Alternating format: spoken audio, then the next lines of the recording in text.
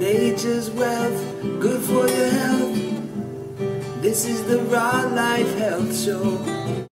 Hello everybody, it's Paul Neeson and welcome to the Raw Life Health Show. And today is Friday. You might ask what I'm doing with a jacket. Well, I'm about to go up to Indianapolis this weekend. I'm doing a talk there tomorrow. But it's cold in Florida right now also, so I'm making sure I'm prepared. So, like every Friday, I'm going to answer your questions from last week's videos. And you know what I decided? Well, I'm thinking about this, and let me know what you think. I have so many questions and more comments. Maybe I need to do more Q&A episodes, if you like them and you want them. I just can't keep up with the emails anymore. I can't respond by writing, there's just too many. But it's quicker and easier to do it when I'm talking on the video here. So, if you want me to do another day, maybe like every, another day of the week, do Q&A as well, if you like it. Or do you just want me to have special guests and speak about topics, which I will anyway, but the other 4 days of the week. So let me know, put your comments below the video. Now, get into the questions this week. There's so many, it might be 2 parts. We might have to even go to part 2 on Monday. But let's look first at last Friday's comments. Last Friday I spoke about Dr. Leonard Caldwell's videos, plus some other topics about disease and cancer and so on. And we had several comments. One comment was from somebody with the username, The Sweet of It, via YouTube. I mentioned the phrase that I mentioned that there was nothing healthy about alcohol. And she put a question mark. She thinks wine in small amounts is healthy. It's just her opinion. Well, alcohol is not healthy, even wine. Yes, if you listen to the news and you listen to what people say, they say, well, wine is healthy. Wine is alcohol, it's liquor. All liquor and alcohol is unhealthy to the body. So, there's nothing healthy about it. It makes the body acidic. It messes with your brain cells. Even in a small amount, it's not healthy. Now, I know some people want to take wine or alcohol to relax and unwind. Well, if you need liquor to relax and unwind, you have to start questioning, why you're so stressed out and why can't you overcome it by just saying a prayer and going to sleep. But, I'm not saying you can never do it, and I'm not saying if you do it, you're going to be sick. What I'm saying, it's a fact that alcohol and liquor is not healthy for the body, and wine is alcohol and liquor. So that's that. The Sweet of It also asked another question about, I also mentioned that one of my #1 rules for health is if you put food in the body and it doesn't make you feel good, don't eat it. And she brought up a good point. She said, well, there's sometimes you might eat something that's actually not bad for the body. It's just eaten at the wrong time. Example, if you eat something in a poor accommodation, it might not make you feel good. It doesn't mean what you're eating is actually the cause of the problem. And that's a very good point.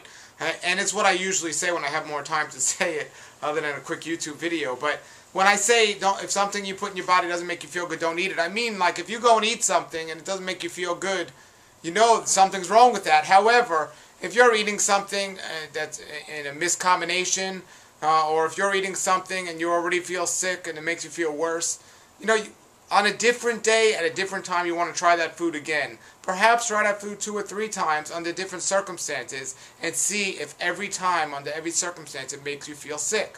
If that's the case, then you can get a pretty good understanding that something's wrong with that food or your body just doesn't deal well with that food. However, it might just be a particular circumstance of that moment, so try it another time and it might make you feel fine. And another thing I tell people is if you try something and it doesn't make you feel well, and it's questionable that it might be good, well, give it about maybe 3 to 6 months and try it later and see how you feel, because maybe your body will adapt to it at that time. And maybe it's just, I even did say maybe something's wrong with the batch you got of something and it's not actually that product. So that was another comment. Then we had one by SD Betty, or Bestie Betty, that's her username on YouTube. And she asked me if I was an advocate of water fasting. And I'm an advocate of not overindulging on food, and if we need to take a break from food through fasting, whether it's juice or water, I think it's a very good idea. But a big problem with water fasting or even juice fasting is when people start eating again, they tend to eat way too much. So you have to make sure, if you do go on a water fast, whether it's short-term or long-term, that when you start eating again, you don't go back to eating your old ways, or you don't go back to eating way too often or too much. I think temporarily water fast or juice fast is great. I am not an advocate of these 90 and 100-day juice fasts, these juice feasting and everything else. I'm not an advocate of that. I think the same thing could be accomplished with a 7-day juice fast as a longer juice fast. And I think if somebody really needs the deep healing that one of those fasts brings, I think juicing and living and moving around is not a good idea. I think I had a doctor on one of my previous episodes, Dr. Alan Goldenhammer, and he has a fasting retreat, a water fasting retreat, where you can go there and go on a water fast for like a whole month, and you relax and you're not going around and working and doing things. So when you fast, you want to make sure you're resting and relaxing. So you want to be careful with that.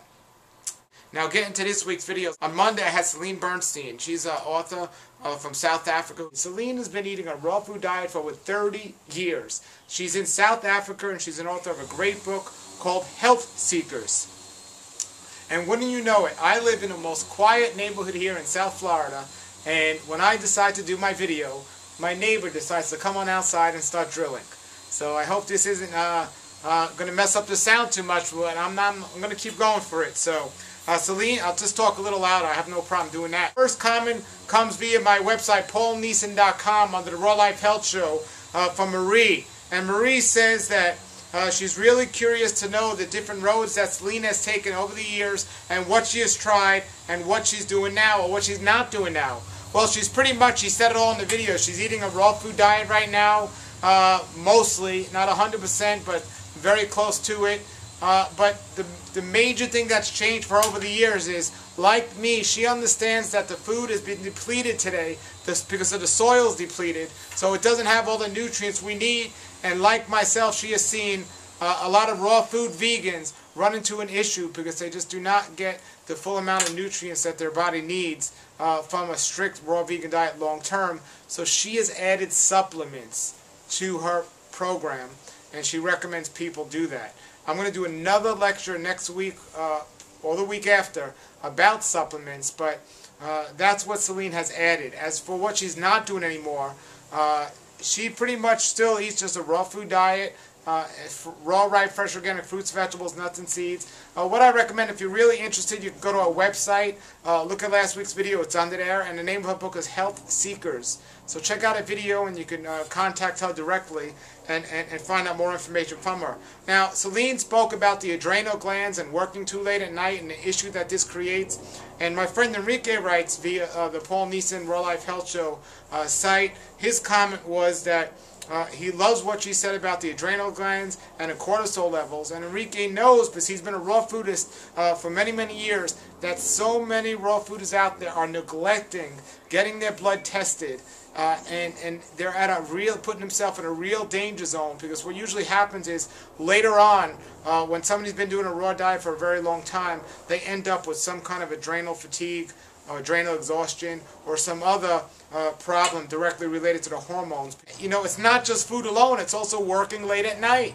We're going to talk a little bit more of that, but Celine had touched on a very important point. Working late at night, and she said exactly, it's 10 o'clock at night for her. She says 10 o'clock at night. I say even earlier. But when we work late at night, when it's dark outside, you know, it makes our body have to work even harder.